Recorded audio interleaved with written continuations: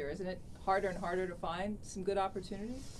There's no question that when you get a sharp move up in a fairly short period of time, for us, it becomes tougher to find obviously inexpensive things. But what we're trying to do in a concentrated fund, we don't need to find a lot of things. We need just a couple of good ideas a year and we'll do just fine.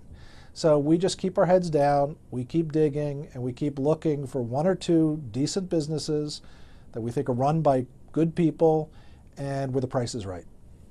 We were talking about companies having all this cash on the sidelines. You've got some decent amount of cash, right? You've got about 30% of your holdings in cash right now? Yeah, it's actually slightly above that, and it's on the high side of what we prefer, but we always have cash. And it's not so much an asset allocation decision for us.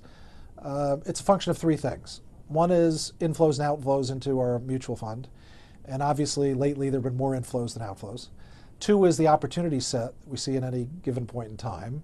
And with a market that's up sharply, that's declined a little bit. And third is the idea we always want to have some liquidity, because in a mutual fund structure, it's a wonderful thing if you don't have to sell something cheap when people get emotional at a panicky time. Plus, what most people don't appreciate is the optionality of cash.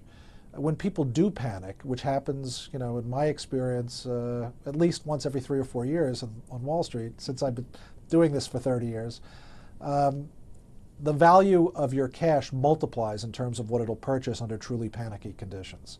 And we want to act aggressively when that happens. But you're not seeing that in the near term. We don't predict it. We just try to prepare for it. Right. There are two ways to go about this. You can try and predict the future, or you can prepare yourself to react to what happens. We'd rather much better if we could all predict it, right? Well, everyone could retire. We don't have a great crystal ball, and we think very few people do. So our approach is a little bit different. We're not interested in trying to guess. What we want to do is find a few good investments that can prosper even if the macroeconomic environment is kind of lousy.